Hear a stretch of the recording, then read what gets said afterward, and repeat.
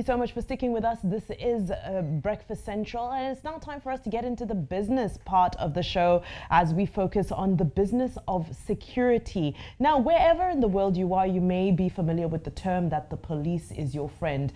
But in certain parts of the world, and of course the African continent, the experience may be opposite. Now, while some parts of the world may face challenges with police brutalities, others also suffer from a lack of confidence in the institutions whose duty it is to safeguard life, protect property, and of course keep the peace. Now, the increasing security consciousness has shown a vacuum as well as created mass opportunities for private security agents and providers to be able to step in and be solution providers. Consequently, on Business as Usual, we'll be spotlighting the commercialization and of course the business of security in Africa. I'm really excited to be joined by a security expert and consultant. He's also the MD of PR24 Nigeria. That is Onyekachi Adekoya. Good morning. How are you today? Good morning. Very well. Thank you for having me.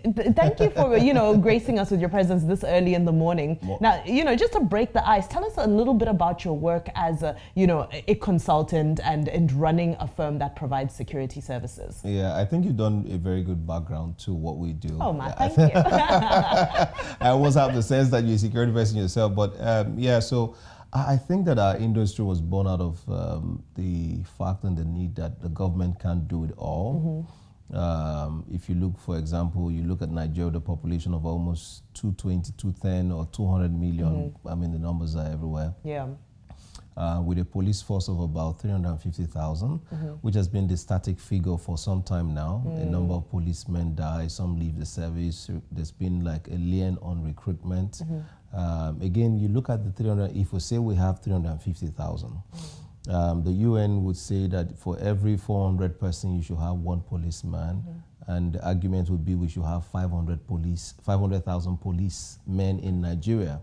So we're still a far cry from where we should be in terms of the numbers. Now, let's even look at the 350,000. What happens to the 350,000? More than half of those policemen are protecting private interests, VIPs and VVIPs. Yeah. And you don't have the actual numbers that you need to do proper police work.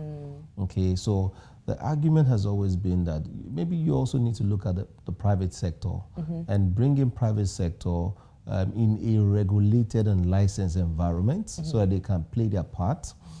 For example, why should you pay the police and the federal government is paying the police? Why don't you get someone who is outside service, who's been trained and licensed to carry weapons and provide that service? I was actually going to ask whether that becomes a source of almost competition for your business, because you do find that, especially in countries such as Nigeria, where it's the norm for especially high net worth individuals, VIPs, to use the services of the police as almost protection unit. How does that affect your business and your, shall I say, marketability in being able to also say to some of these guys, hey, we can do the exact same thing. I'm going to pay a cop if I can pay a cop. You know what I mean? Well, I get what you mean, but so Nigeria is a very regimented. We have a very regimented security space, which means that there's a limit to what a licensed private company can do. Okay. The way the laws are now in Nigeria today, no licensed company can carry or bear arms. The government retains the monopoly on the use of force. Okay. Funny though, the state governments can make laws, they can adjudicate on those laws, but they cannot enforce the laws because the state governors themselves and the state government do not have state police. Okay. So if the state, which is a sovereign, as sovereign as the federal government, cannot also have and bear arms, by extension, it's going to be a bit difficult for private companies to bear arms. But let's look at the facts on ground. Yeah. Facts on ground, we employ almost 1.5 million Nigerians. That if you look at the security sector in the security industry in Nigeria, excluding the public, excluding the public sector, okay. And if you take a total combination of what all the agencies, NIA, DMI, DSS, the police, the military, they don't even get anywhere close to that number. And we're talking about the regulated practitioners employing about 1.5 million. The federal government did come out late last year to say they're pushing forward a national security strategy, which will be people-centric. In a people-centric approach, encouraging employment opportunities is also key to achieving one of the fundamental goals of that national security strategy. Okay. And we're seeing in the private sector, perhaps the government needs to open up a bit more. In South Africa, in some other places, you even have private prisons. Yeah. Prison service is getting outsourced. So, so conversations is still going. We hope to get more engagement with policy framers to say you need to look at the private security industry as an avenue for employment and creating job opportunities within the economy, and also driving growth within the economy. Because, for example, the private sector protects about 80% of Nigeria's GDP. Okay, and that's very huge. So it's a big industry with big potentials, and we need to do a lot more. How does this become a viable business when 80% of a country's GDP is being protected by people who are unarmed? Okay, so good. How does that work? So that's a... Because I'm already getting goosebumps. Yeah, so good question. Yeah. The way it works is because the government controls the monopoly of force, part of what we do is to provide advisory. Okay. So if we do an assessment of a company, we look at the trade environment within which the company is operating, and we then determine the numbers of unarmed guards they will need and the numbers of armed guards they would need. Okay. So the next thing is they have to apply for police protection based on the recommendations and the numbers we have projected to them. Okay. Okay, so there would always be that element of relying on the police. Okay. Okay, but now I think there's a 2018 regulation from the federal government that also says that private companies should begin to use the armed guards of the NSCDC. Okay. Okay, but within operational context, there's a bit of there's no love lost between the agencies in Nigeria. So there's just small frictions that they get. So we do our part in terms of providing proper mitigation advice. Okay. So is that more where the business of it That's lies? where the business is. Okay. I mean deployment is about 30% of what we do generally. Okay. Being able to look at a company, look at their value chain, look at their corporate strategy, look at their projections for growth and where they want to get to, then to look within their systems, identify vulnerabilities and risk they fix. It could be also reputational risk, which is external. So we can do like an assessment of the company and then say, okay, going through your company based on what we know, you're exposed to XYZ, XYZ. We then propose mitigation and create what is called like a security program or like an enterprise risk management framework for the organization. And so that takes a lot of expertise and a lot of technical knowledge is required. So that's where the core of the work of private security is. Now, when you describe what you just described, especially when you look at the technology around it and so forth, one has to, reflect on the fact that it's incredibly competitive on a global scale. Correct. So many countries, sort of, shall I say, implicated on the monopoly of some of these services. You think of like an Israel, you think of a Russia and so forth. How do you remain competitive in the Nigerian terrain where, because it also is an industry that it seems to, maybe it's a cliche, if I may call it that, but it seems to also have a darker side where, you find that almost some of the security companies globally are ready to do almost anything that needs to be done to ensure that they're positioned for some of these huge contracts. So, as a Nigerian business, how are you able to keep your foot in the door? So first things first is the world is a global village and you must recognize that you're competing with every other person out there. So we go from global village to global citizen, and every business must have a global outlook first, but then understand local context. So the global brands and the bigger brands can understand the global outlook, but they will never appreciate the subtle nuances within society and understand local context better than the Nigerian company. So the Nigerian company that brings a better mix to the table of understanding global outlook and being able to merge the aspirations of their clients into local context in such a way that enables their business, ensures profitability, and sustains their operation. That is the company that will win, on the one hand. On the second hand... Is it really? Yeah. No, it's that simple. So we all do very good business. I'm a member of the Executive Association of Licensed Private Security Practitioners of Nigeria here in Lagos. I can tell you that it's a regulated sector.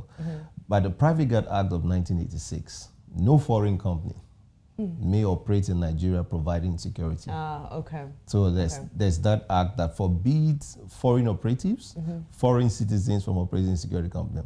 But because attention was not really on the private sector because of our successive history with, checkered history with the military, since the Fourth Republic, a lot of awareness, attention has come back to the private security industry. And this year, 2020, that starts a new decade, we're going to begin a raft of enforcement initiatives to ensure that we sanitize the industry and remove quacks from the space. So, I mean, competition will be within the licensed practitioners in Nigeria, but you must also understand that you have global clients that have operations across different countries, and they would also like to benchmark services that they receive here and over there. And so competition, understanding your market is very important also in being able to get your foot. Keep it in the, I believe your foot is in the door. You want to keep it there. Keep it there, so absolutely. And, you know, just to look at this from a different angle, you know, we're often starved of statistics concerning, you know, the state of security in Nigeria. A lot of numbers are speculative and so forth. But, you know, what is the current state of security in Nigeria? Because, you know, from my perspective, when I'm asked, so I've lived in South Africa, I live in Nigeria, I always say I feel safer in Nigeria. It's easy for me to say, well, crime is lower in Nigeria. But, you know, what's the reality from your experience? You just benchmarking it with, you know, global comparisons. Yeah, so I would first tell you for free that some statistics are managed. Because also you need to manage your reputation as a business if you're going to continue to be an investment destination. Nigeria, to some extent, is relatively safer than some parts of the USA. You've seen stabbings in London. I'm not sure you've heard of any stabbing. So we I have feel like you're giving me the PR version of this answer. Not necessarily. So within context, and when we say context, you look at the threat environment, which is Nigeria. When people look at Nigeria from the outside, they think about Boko Haram. If you look at Kenya and some parts of the eastern part of Africa, you think about Al-Shabaab and some of those people operating within the Maghreb. But Nigeria is not just the Northeast. We know we have an ongoing insurgency in the Northeast. The South is relatively safe, particularly the commercial capitals, Lagos.